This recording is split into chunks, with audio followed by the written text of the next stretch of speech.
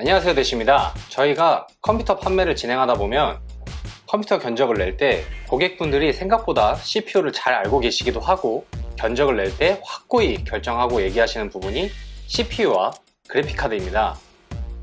인텔을 선호하시기도 하고 AMD를 선호하시기도 합니다. 그럼에도 제일 먼저 CPU를 이야기하게 된 이유는 CPU의 기본적인 구조의 이해와 어떻게 작동하는지 알아야 CPU를 정할 때 쉽게 판단할 수 있다고 생각했습니다. 또한 컴퓨터를 구입할 때 기본이 되어야 하는 부품이기 때문입니다. CPU 얘기를 하면서 인텔과 AMD의 얘기를 하지 않을 수 없지만 인텔과 AMD에 대해선 다음에 기회가 된다면 얘기하겠습니다. 그럼 CPU 이야기를 시작해 보겠습니다. CPU의 명칭은 직역하면 중앙처리장치입니다. CPU는 우리가 입력하는 모든 정보를 계산하고 각 저장장치 및 출력장치에 보내는 역할을 담당합니다. 저희가 오늘 알아볼 건 PC를 구매할 때 나와 있는 CPU 정보입니다. 화면에서 보시듯 보통 CPU를 보면 캐시 메모리, 코어, 스레드, 소켓, TDP, 동작 클럭 등의 정보를 주로 표시하고 확인할 수 있는데요. 오늘은 이 용어들에 대해 하나씩 차근히 알아보도록 하겠습니다. 첫 번째, 캐시 메모리. 먼저 캐시 메모리란 주기억 장치와 CPU 사이에 있는 저장소입니다.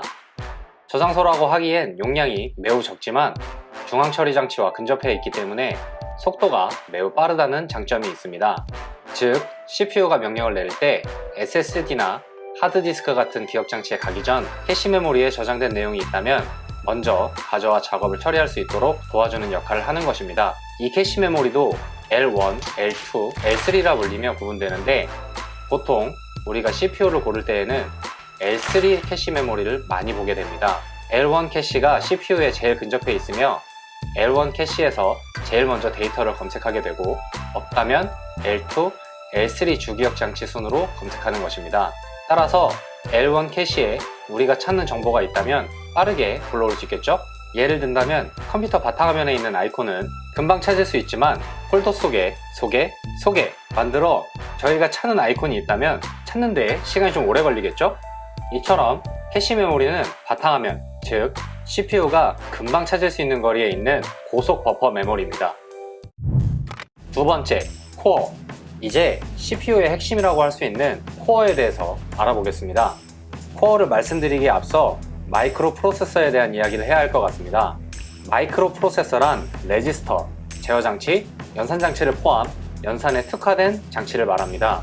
즉, 우리가 내리는 명령어를 연산하고 각 장치에게 명령을 내리는 역할을 담당하는 장치입니다. 이러한 장치 하나를 코어라 칭하며 이 연산 장치의 개수에 따라 듀얼 코어, 쿼드 코어, 헥사 코어, 옥타 코어 등으로 불리게 됩니다. 한 명이 연산을 하는 것보단 여러 명이 연산을 하면 더 빠른 속도가 나오겠죠. 물론 한 개의 코어도 인간보다는 연산 속도가 빠르긴 합니다. 세 번째, 스레드. 스레드와 코어는 아주 밀접한 관계입니다.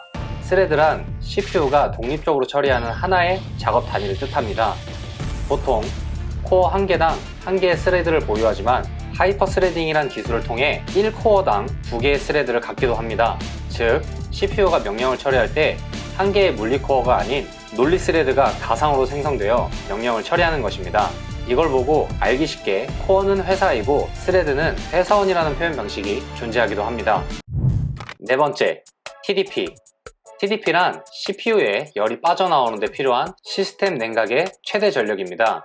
즉, CPU가 작동하는 동안 어느 정도의 열이 나는지를 나타내는 성능 지표입니다. CPU의 최대 온도라고 생각하시면 편할 것 같습니다.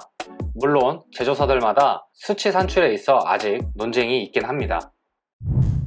다섯 번째, 동작 클럭. 동작 클럭이란 CPU의 명령어 개수를 말한다고 할 수 있습니다. CPU는 일정한 주파수를 가지고 있는 신호를 보내고 이 신호로 CPU의 모든 명령어가 동작을 하게 되는데 예를 들어 클럭 수가 3.0GHz이면 초당 30억 번의 명령어를 처리할 수 있다는 말입니다. 이 클럭 수가 높으면 높을수록 더 짧은 시간에 많은 명령어를 처리할 수 있다는 뜻입니다.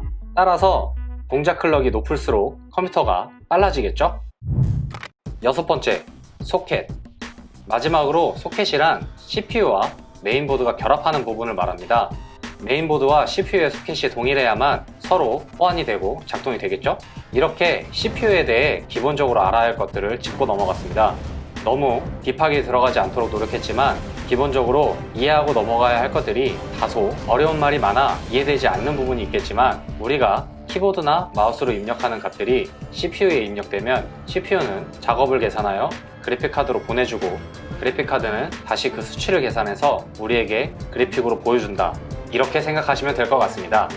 CPU는 컴퓨터에서 중요한 부품이며 사용 용도에 따라 고코어 CPU가 필요하기도 하고 저코어 CPU가 필요하기도 합니다. 컴퓨터 영상 작업이나 방송용으로는 고코어 CPU가 좋고, 게임도 각 게임 사양에 따라 고코어, 저코어 제품이 정해지겠죠. 기본적인 사무용도나 라이트한 게임들을 즐기기에는 듀얼코어 정도의 CPU라면 충분할 것이라 생각됩니다. 자, 이제 여러분도 자신에게 맞는 컴퓨터를 만들기 위해 CPU를 선택하는 기준을 알 것 같으신가요? 기본적인 예로 보통 게임의 권장 사양을 본다면 사용 가능한 CPU에 대해 대략적으로 알려주기도 합니다. 하지만 저희가 이제 게임용 CPU를 고를 때 중요시해야 할 점은 우리가 하는 게임이 몇 코어까지 지원하느냐입니다. 사무용 PC를 정하실 때도 창을 다중으로 많이 띄우시는 분들은 램도 중요하겠지만 당연히 연산 처리 장치인 코어가 많아야 일 처리가 수월하겠죠? 대신 단순 서류 작업이나 간단한 인터넷 웹서핑 및 동영상 재생 등의 업무라면 다중 코어가 아니어도 충분하다는 거 짚고 넘어가면 좋겠습니다. 이제 CPU에 대한 기본 개념을 알았으니 다음 영상에서는 CPU 제조사 인텔과 AMD에 대해서 알아보겠습니다. 영상 유익하셨다면 저희 채널 구독 눌러주시고요. 다음 영상에서 뵙도록 하겠습니다. 감사합니다. 세시였습니다.